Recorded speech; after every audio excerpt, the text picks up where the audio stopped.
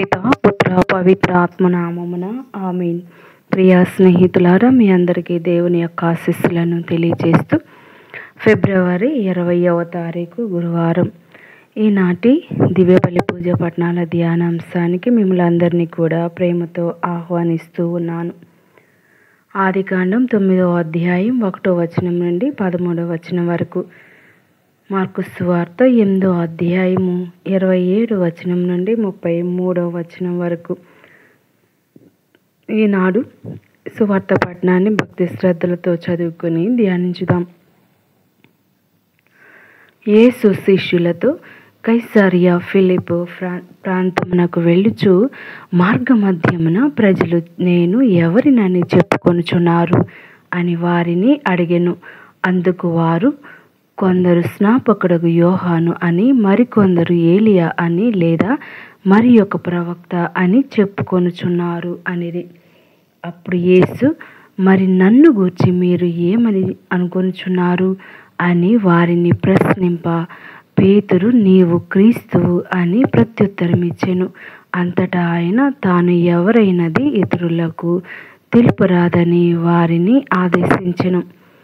యేసు శిష్యులకు, మనుష్య కుమారుడు అనేక శ్రమలను అనుభవించి పెద్దలచే, ప్రధాన అర్చకులచే, ధర్మశాస్త్ర బోధకులచే నిరాకరింపబడి చంపబడి 3వ దినమున పునరుత్థానమగుట అగత్యము అని ఉపదేశించి వారికి ఈ విషయమును తేటతెల్లం చేసెను. అంతట పేతురు ఆయనను ప్రక్కకు తీసుకొని పోయి, అట్లు పలుకరాదు అని వారింపసాగెను.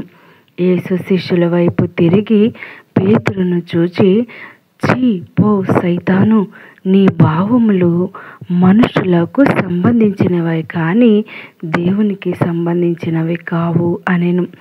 అంతటా యేసు జన సమూహములను శిష్యులను చేరబిల్చి, నన్ను అనుసరింపకోరువాడు తన్ను తాను త్యజించుకొని తన సిలువను మోసుకొని నన్ను అనుసరింపవలెను. తన ప్రాణమును కాపాడుకొన చూచువాడు దానిని పోగొట్టుకొనును. నా నిమిత్తము, నా సందేశము నిమిత్తము తన ప్రాణమును తారపోయేవాడు దానిని దక్కించుకొనును. మానవుడు లోకమంతటిని సంపాదించి తన ఆత్మను కోల్పోయిన వానికి ప్రయోజనమేమి? తన ఆత్మకు తుల్యముగా మానవుడు ఏమియగలడు? ఇది పాపిష్టి తరము నన్ను గూర్చి, నా సందేశమును గూర్చి సిగ్గుపడుచున్నది. అట్లే మనుష్య కుమారుడు కూడా దేవదూతల సమేతముగా తన తండ్రి మహిమతో వచ్చినప్పుడు వీరిని గూర్చి సిగ్గుపడును అని పలికెను. ఇది ప్రభు వాక్కు. సర్వేశ్వరునికి వందనములు. ప్రియా స్నేహితులారా, మరి ఈనాటి యొక్క గొప్ప వాక్యాన్ని మనం ధ్యానిస్తూ ఉండగా మొదటి పట్టణంలో దేవుడు నోవాను అతని కుమారులను దీవించిన విధానాన్ని చదువుకున్నాం. ఒక నవయుగాన్ని దేవుడు తయారు చేస్తూ ఉన్నాడు. సృష్టిలోని సమస్తాన్ని మానవునికి వశం చేస్తూ ఉన్నాడు. మానవుడు పిల్ల పాపలతో పెంపొంది భూమండలం అంతటా వ్యాప్తి చెందాలని దీవించాడు.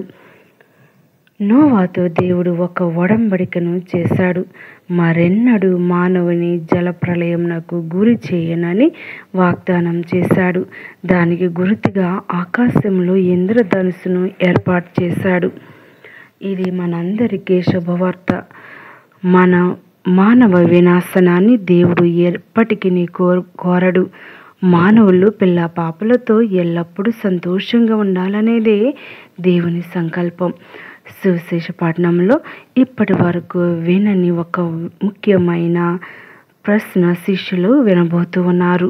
ప్రభు బహిరంగముగా పరిచర్య చివరి అంశానికి వచ్చింది.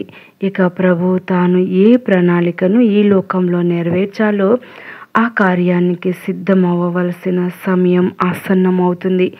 ఈ దశలో శిష్యులు, ప్రజలు తన గురించి ఏమి అనుకుంటున్నారో తాను తెలుసుకోవాలనుకున్నాడు. ప్రభు తన శిష్యులను 2 ప్రశ్నలు అడిగాడు.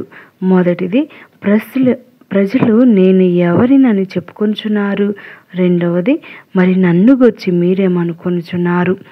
ప్రజలు ప్రభువును ఒక ప్రవక్తగానే పరిగణిస్తూ ఉన్నారు తప్ప ఆయన నిజ స్వరూపాన్ని గ్రహించడం లేదు.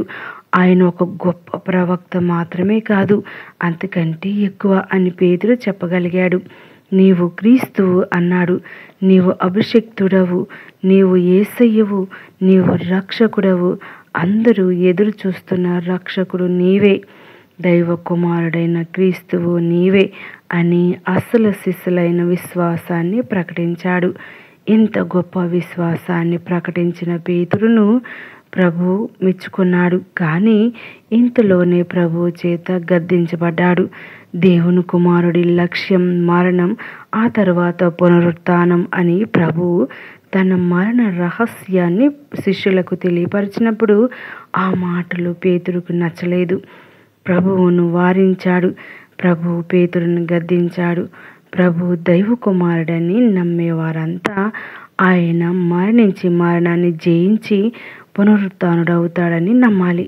ఒక నవయుగాన్ని దేవుడు తన కుమారుని మరణోత్థానాల ద్వారా ప్రారంభిస్తూ ఉన్నాడు. క్రీస్తు ఉత్థానంలో మనమందరం పాల్గొనాలని, ఆయన మరణ పునరుత్థానాల ద్వారా మనందరం నిత్యం జీవించాలి అనేదే దేవుని సంకల్పం. ప్రియ స్నేహితులారా, మరి ఈ 2 పట్టణాల్లో మనం చదువుకునేటువంటి విషయాన్ని ఏమిటి అంటే నవయుగాన్ని దేవుడు తన కుమారుని మరణోత్థానాల ద్వారా ప్రారంభిస్తూ ఉన్నాడు. మరి అదేవిధంగా మొదటి పట్టణంలో నోవా కుమారుల ద్వారా ఈ లోకాన్ని అభివృద్ధి చేస్తూ ఉన్నాడు. మరి సువార్త పట్టణంలో యేసయ్య మరణం పునరుత్థానాల ద్వారా ఒక కొత్త యుగం, అది క్రైస్తవులు.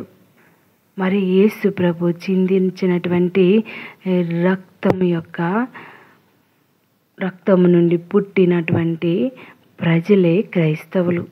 మరి క్రైస్తవులు అనేది నూతన యుగంగా మనం వర్ధిల్లుతూ ఉన్నాం.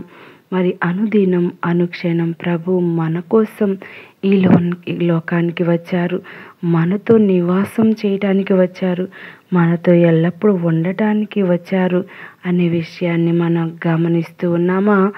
యేసు నా రక్షకుడు, నా ప్రభువు, నా దేవుడు, నా సర్వస్వం అనే విషయాలను మనం ఎప్పుడైనా ధ్యానించామా? దేవుణ్ణి సొంత రక్షకుడిగా చేర్చుకున్నామా అనేటువంటి ప్రశ్నలను మనం ఎల్లప్పుడూ అడుగుతూ ఉండాలి. దేవుడు మన యొక్క విశ్వాసాన్ని బలపరచుదురుగాక. పిత, పుత్ర, పవిత్ర ఆత్మ సర్వేశ్వరుడు మనల్ని కాపాడునుగాక. ఆమేన్.